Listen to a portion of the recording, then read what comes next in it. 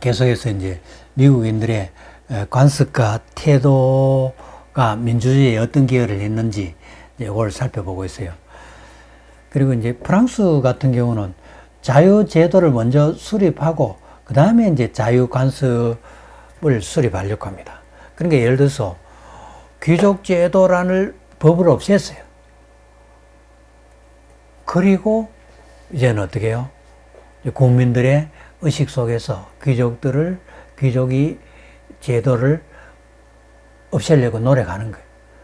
그런데 법으로는 없앴는데 제도는 없어졌는데 국민들 양반 제도는 폐지됐는데 법적으로 금지됐는데 거의 100년 이상 동안 우리 조선 사람들 머릿속에 양반 상놈이 이게 남은 사람이 많아요. 그게 프랑스가 그랬다는 얘기예요. 그러니까 이제 제도를 먼저 수립하고 그러니까 이제 뭐 자유제도를 먼저 수립하고 그죠? 예를 들어서 뭐 자치제도를 수립하고 자치제도를 만들고 국민들이 이제 그걸 따라오려고 하니까 국민들이 못 따라와요. 국민들이 스스로 막 학교도 짓고 도로도 건설하고 이렇게 자치제도를 했는데 국민들이 수백 년 동안 수천 년 동안 그런 경험이 없어요. 그러니까 자치제도가 발령됐는데도 여전히 국가에서 학교, 도로, 건설 알아서 다 해주기를 이제 기다리는 거예요. 그러니까 프랑스는 잘 안 된다는 얘기죠. 근데 미국은 어떻게 해요? 관습이 문제예요. 그죠? 자유로운 제도 수립. 그 다음에 이제 자유로운 제도 수립합니다. 그러니까 뭐, 국민들이 서부 개척을 하다 보니까 넓은 땅이 갑자기 생기니까, 그죠? 국가에서 이제 관리나 그죠? 선생, 학교 건설 이런 거 없죠. 그죠? 그러니까 주민들이 알아서 학교 건설하고, 주민들이 알아서 선생 역할을 하고, 그죠? 그리고 알아서 교량을 건설하니까 그리고 이제는 어떻게 해요? 마을의 일을 스스로 결정하는 거예요. 이런 이제 습관이 돼 있는 거죠. 그래서 이제 중앙정부가 이제는 서부에 와서 국가 지방 제도를 정비하게 되니까, 이제 옛날에 마을에 치안을 주는, 그죠? 자경단이 있었죠, 그죠? 이게 이제 국가가 행정이 이제 서부에 미치니까 이 자경단이 보안관이 된 거죠, 그죠? 근데 이 보안관이 되니까 잘해요, 또. 그죠? 교육 안 받아도, 경찰 학교 안 나와도 보안관 역할 잘해요. 큰 논란 없이 이제 자연스럽게 녹아듭니다. 이게 왜? 이미 생활 속에 습관화되고 체험되고 체득되었기 때문에. 그죠? 자, 체득이란 말이 굉장히 중요합니다. 그리고 관습과 태도 얘기요. 프랑스령 캐나다와 미국 이 두 지역은 같은 환경에서 제있으나 결과는 달랐습니다. 이제 미국은 여기 미국 사람들 자꾸 서쪽으로 자꾸 갔다고 했죠. 그죠? 가면 언젠가는 성공하는 거예요. 그런데 이 프랑스, 케벡, 캐나다, 여기를 식민지로 삼은 것은 캐나다예요. 그죠? 프랑스가 이제 캐나다를 식민지로 먼저 삼았어요. 그죠? 특히 이제 케벡. 여기 이제 프랑스인들이 모여 살았는데 이 사람이 서부로 안 가고 여기만 올망졸망하게 몰아서 살아요. 그죠? 그 좁은 지역에서 옛날에 이제 귀족들이 넓은 땅을 갖고 있으니까 여전히 귀족 노릇하는 거예요. 그러니까 이제 여기서 본국 정부의 중앙집권적 체제를 못 버리고 오히려 이 중앙 권력이 강화돼서 주민들을 자치를 억압하는 거예요. 억압하는. 근데 미국은 억압하면 서쪽으로 가보니까 억압이 안 되는 거예요. 의미가 없어요. 그러니까 이제 자치민주주의가 발전할 수밖에 없는 거예요. 그러니까 이제 이 프랑스랑 캐나다에는 중앙집권하니까 자치제도가 발전할 수 없는 거예요. 그러니까 자치가 안 되니까 민주주의가 실패하는 거예요. 그런데 미국은 어떻게 해요? 적극적인 개척, 그리고 영국으로부터의 자치와 독립, 이걸 통해서 이제 개쪽 서쪽으로 나가게 되니까 어떻게 해요? 자, 이제 개쪽 서쪽으로 가서 자치를 하게 되고, 그죠? 그리고 또 영국의 자치제도, 타운십, 그죠? 주권제민 이걸 받아들여서 나쁜 건 버리고 좋은 것만 받아들여서 이걸 서부에 가니까 어떻게 해요? 광활한 땅에서 아무도 간섭 안 하니까 여기서 마음껏 자치제도를 더욱더 미국화의 환경에 맞게 발전시킬 수 있게 되었다는 얘기죠. 그러니까 민국주의가 이제 성공했다는 거예요.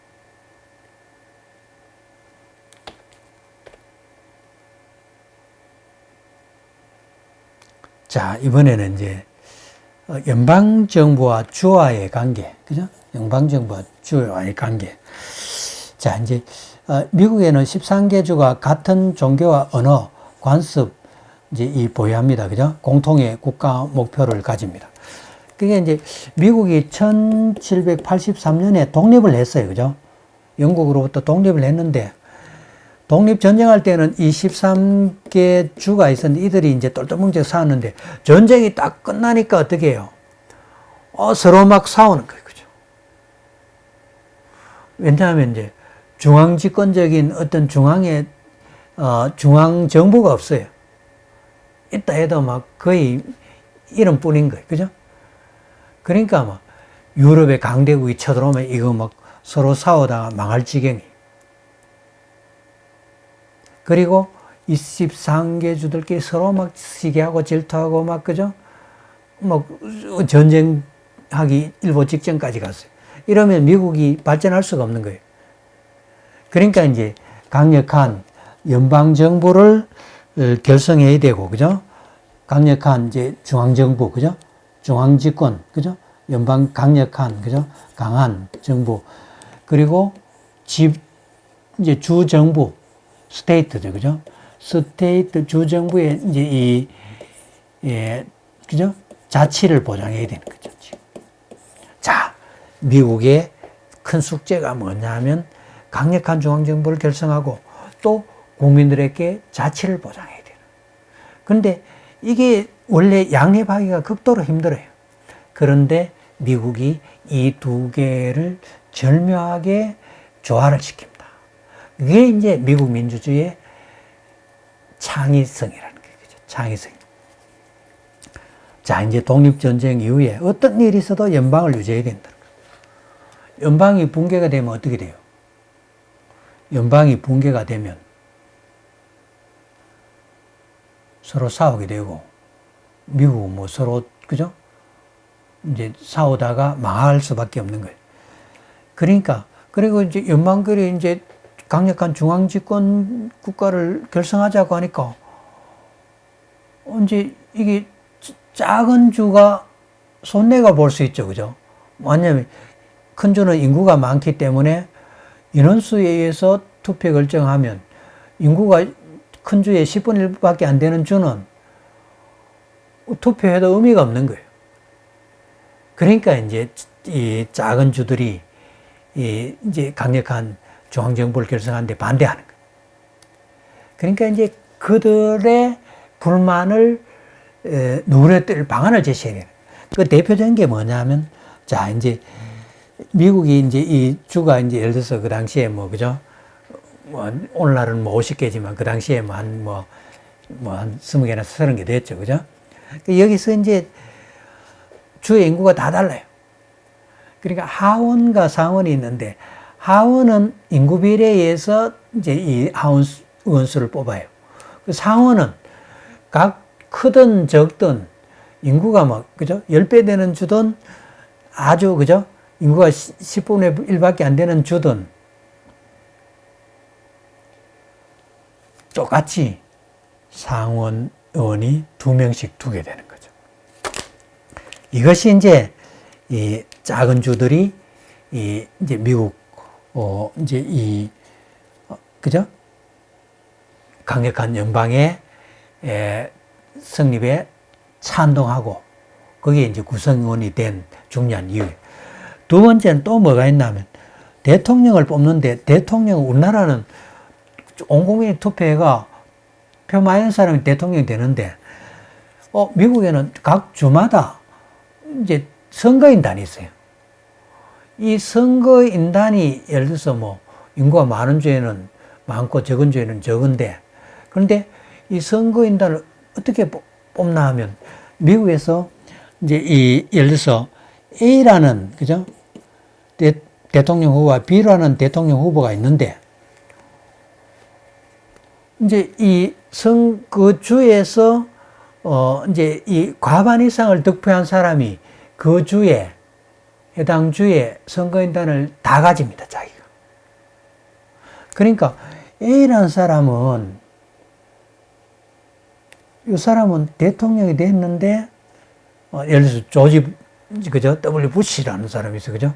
이 사람은 대통령이 됐는데, 거의 각 주마다 한 51%, 52% 이런 식으로 해서 과반을 넘었으니까 그 주에 이제 선거인단을 다 독차지해서 대통령이 된 거예요. 그리고 이제 B라는 후보, 그죠? B라는 후보는 그 주에서 선거인단을 자기가 이긴 주에서는 거의 한 80%, 90%를 얻어요. 그죠? 근데 선거인단을 내가 다 차지한 데는 90%로 선거인단을 다 차지하나 51%로 다 차지하나 똑같은 거예요. 그러니까 이제 예를 들어서 미국에서 대통령에 당선된 사람보다 탈락한 사람이 전체 국민들로부터 얻은 투표 수는 더 많아요. 더 적은 사람이 대통령이 된 거예요. 근데 여기에 대해서 미국 사람들이 불만을 제기한 사람이 한 명도 없어요. 왜? 그 주에서 51%든 80%든 그 주의 선거인단을 결정한 거예요.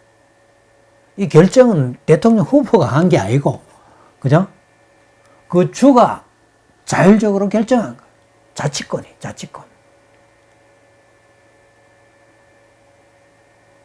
이 전통을, 그죠? 이 전통,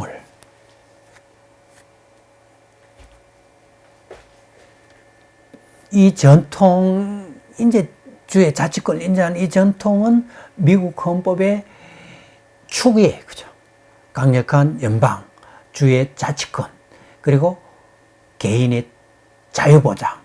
이게 이제 미국의 양대 축이. 어느 한쪽도 무너지면 안 된다는 얘기죠. 자, 그러면 이제 다시 얘기하자면 연방정부가 있고 주가 있는데, 그죠? 여기서는 강력한 중앙집권, 그죠? 그리고 여기서는 강력한 자치권을 부정한다는, 그죠? 자치권을 부정한다. 자치권. 그리고 또 뭐가 있냐면, 자, 이제 연방정부가 있고, 주정부가 있고, 카운티가 있죠, 그죠? 이런 상위 행정기관에 대해서 이 그죠? 타운의 자치권. 이것도 또 보장한다. 그러니까 주는 연방에 대해서 자치권을 보유하죠, 그죠? 그런데 이 타운은 또 주는 타운에 대해서는 억압적인 존재예요, 그죠? 중앙집권적인 존재, 그죠? 그러니까 이제 이 연방이나 주, 카운티에 대해서 이 타운의 이 자치권, 자율성, 이것이 또 철저하게 보장이 됩니다. 그죠? 보장이 됩니다. 자, 이제 이 자율성에 도전한 사람은, 자치권에 도전한 사람은, 이건 미국에서는 역적에 준하는 거예요. 그죠? 예를 들어서, 자, 이제 아까 얘기했죠. 그죠? 이게 미국이란 땅인데, 그죠? 미국이란 땅인데, 미국이 어느 날 갑자기 하루아침에 이 방대한, 그죠? 우리나라 10배에 해당되는 땅이 생겼어요. 그런데 여기에, 이제 100명이 마을을 이루고 살아요. 그죠? 100명이 마을을 이루고 살아요. 인디언이 막 쳐들어오니까 어떻게 해요? 막아야 되죠. 그죠? 이 사람들 다 총기를 소지해야 되는 거죠. 총기를 소지해야 되는 거죠. 왜? 국가에서 안 지켜주니까 자기들이 지켜야 되는 거예요. 이 총기 소지가 자치권의 행사의 전통이에요. 그죠? 그러니까 미국에서 지금 어떻게 해요? 총기 소유에 대해서 국민들이 엄청나게 많이 죽죠, 그죠? 거기에 대해서 반대하는 사람이 있지만 그 소수예요. 그 반대해도 목소리가 안 먹혀요. 그 주된 이유가 뭐냐 하면 무기 생산업자 이득을 보호하기 위해서 뭐 그걸 국가에서 옹호한다. 아니에요. 민주당이 잡았을 때도 이 총기 문제 언급 안 해요. 왜? 이거는 옛날에 주민자치의 전통이 국가권력이 미국 땅 안에서 국가권력이 전혀 없을 때 주민들이 내가 내 총을 들고 내가 내 생명을 지키고 우리 마을을 지킨 거예요. 그 개념이에요. 그죠? 이거 안 하면 이 생각을 이걸 이해를 못하면 미국의 총기 문화를 이해할 수 없고 미국 총기 문화를 이해 못하면 미국 민주주의를 이해할 수가 없는 거예요. 어떻게 매년 그죠? 수백 명, 수천 명이 총기 사고로 죽는데 왜 그걸 금지 안 하냐는 거예요. 그죠? 그것은 미국의 자치주의 전통의 사물이기 때문에.